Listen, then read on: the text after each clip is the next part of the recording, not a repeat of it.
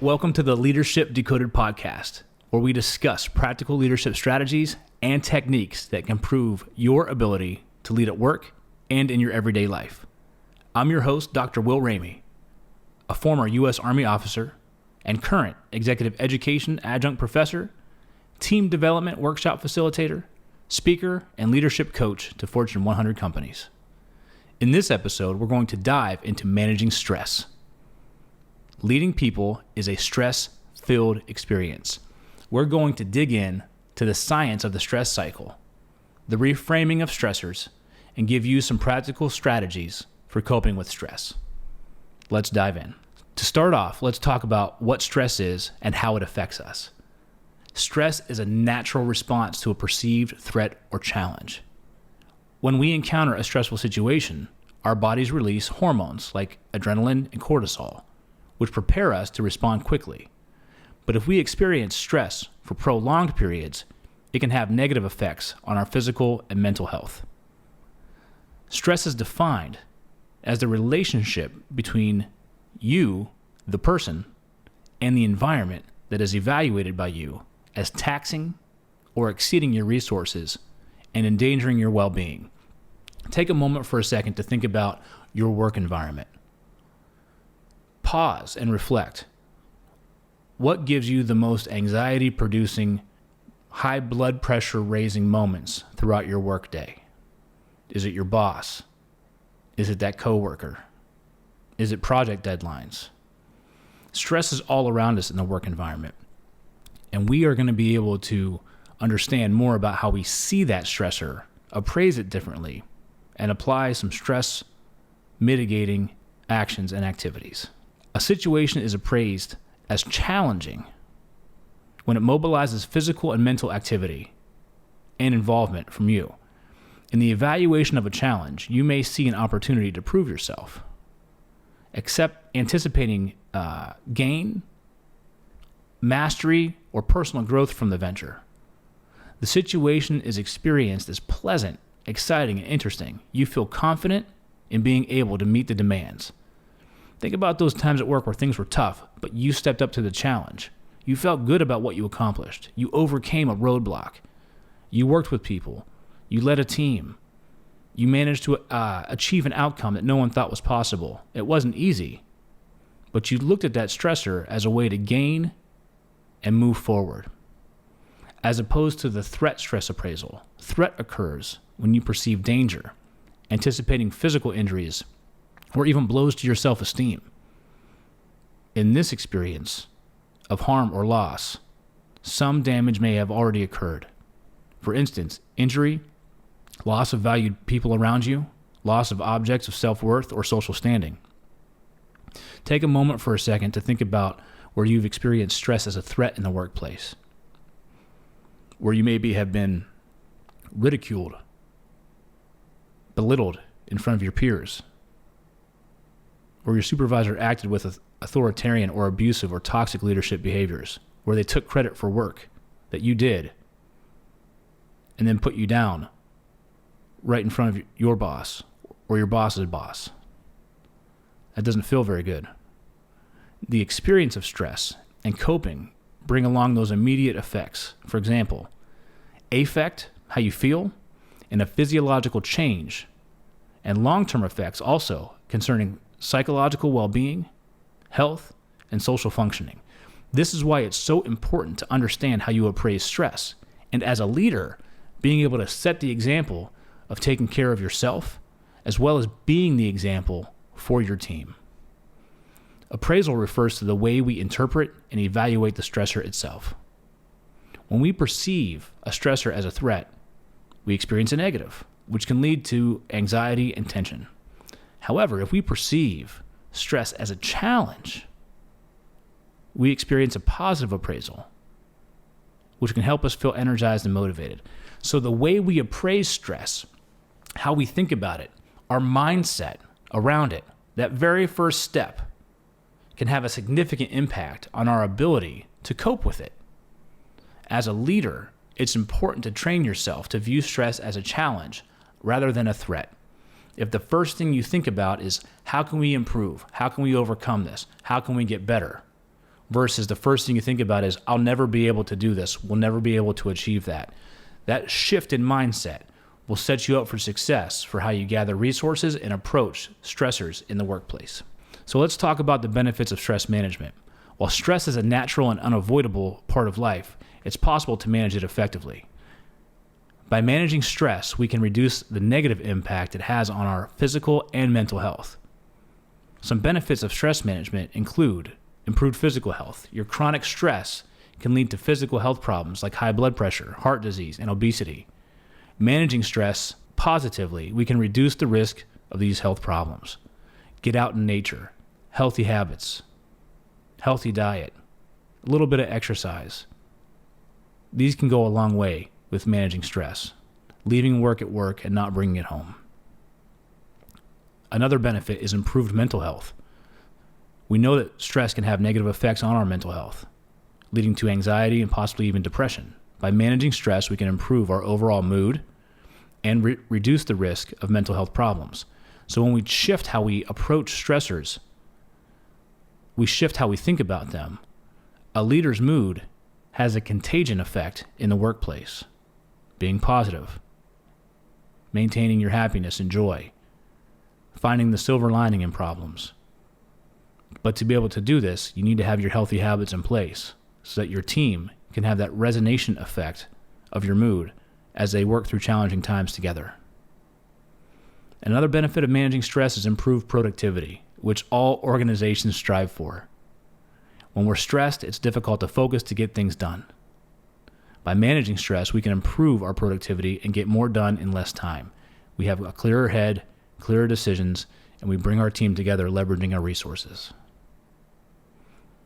We also have improved relationships when we manage stress well. Stress can make it difficult to communicate effectively and constrain relationships.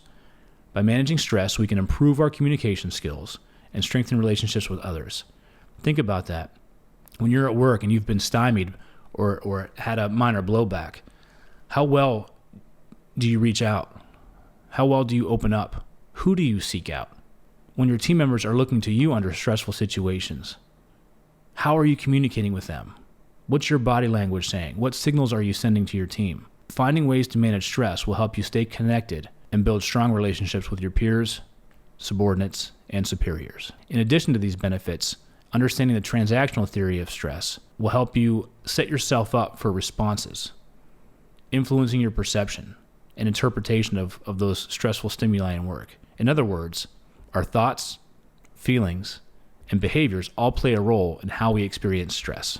For example, we can learn to identify and challenge negative thoughts that contribute to our stress. We can also develop coping skills that help us manage our emotions and behaviors in response to stress. Overall, the benefits of stress management are numerous and vast.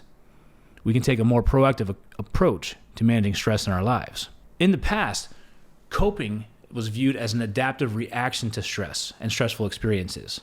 It was regarded as reactive, a strategy that was used once a stress has been experienced. And reactive coping refers to the coping model that was set forth by researchers Lazarus and Folkman.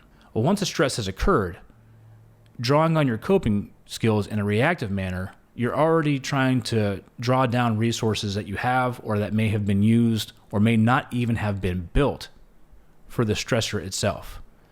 Coping is a process that unfolds in the context of a situation when you appraise it as exceeding the resources you already have. The coping process is initiated in response to your appraisal that important goals have been lost or potentially threatened, or that you have a challenge to be overcome. Recently, however, coping has been conceptualized as something you can do before stress occurs. The idea of proactive coping involves goal setting, having positive, effective self-beliefs, and is associated with resources for self-improvement, including social support.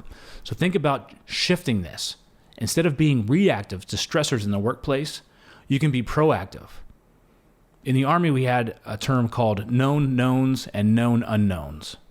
Known knowns were things that you knew were going to happen and happen for sure. Known unknowns is when that you know something has a possibility and most likely a high probability of occurring, but you don't know exactly what it is yet. Think about your workday.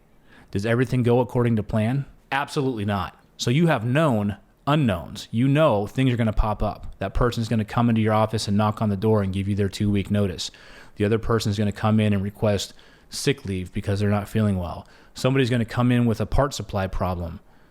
These things occur on a regular recurring basis, but you don't necessarily predict exactly what or when is going to happen, but you know that they are. So being able to adapt a more forward-looking strategy for coping with stress will help you stay ahead of the stress appraisal cycle. Proactive coping is a forward-looking strategy, and it integrates processes of personal quality of life management with those of self-regulatory goal attainment.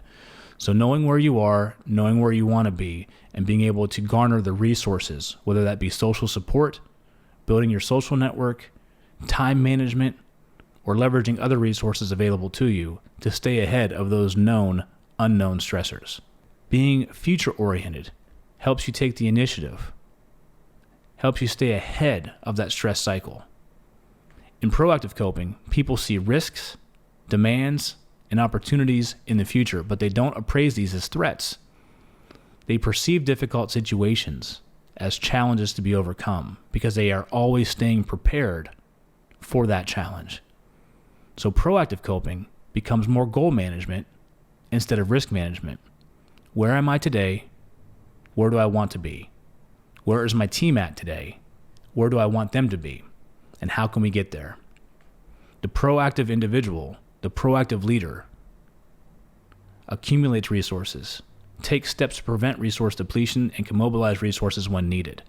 So think about linking up with your social support system, going to your network, being able to pass and share information, having someone you can look to for emotional support, having someone that you can vent to but will also help you drive to solutions for problems.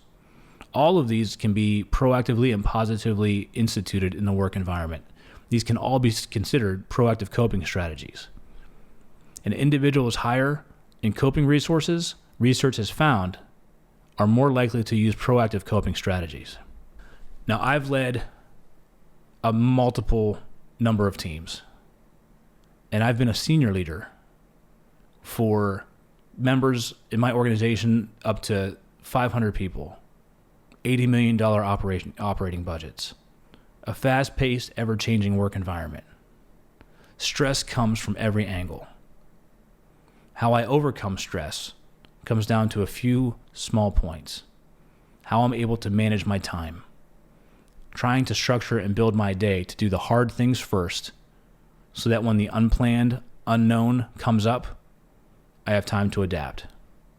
Prioritizing my day, being able to know what I need to do, what I need to delegate, what I need to delay, and what I don't need to do within a given period. Being able to utilize and leverage my team members to give them opportunities to step up and perform, as well as opportunities for me to delegate and empower. Sharing those responsibilities helps us all carry more weight towards the outcome that we have. And then what's most important, and probably the most difficult thing for me, was self-care. I build time into my day to practice meditative breathing first thing in the morning and to set a positive intention.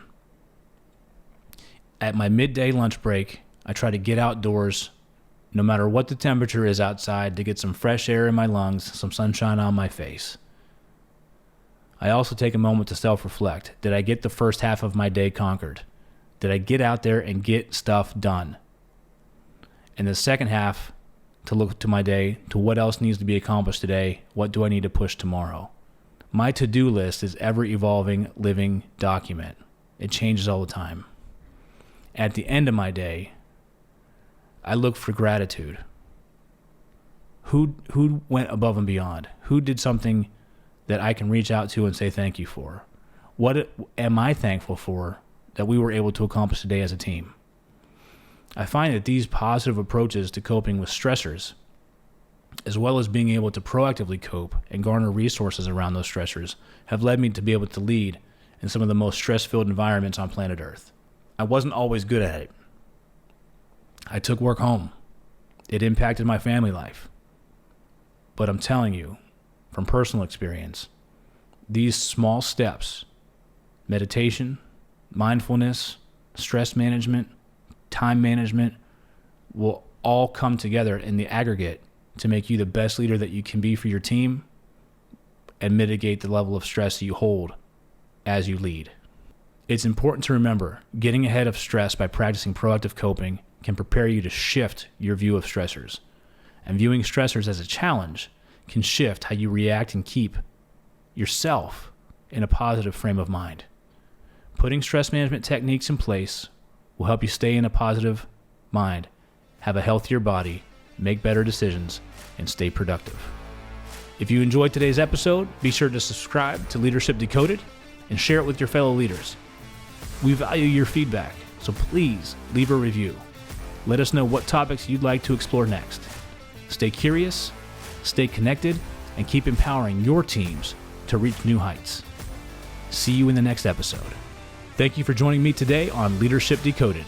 To explore more of what's happening on the stacks, head over to youtube.com/onthestacks. If you want to keep the conversation going, connect with me on LinkedIn. If you're interested in learning more about leadership and team development workshops for your organization, reach out. I'd love to have a chat to see what we can do. I'm your host, Dr. Will Ramey. Be well, my friends.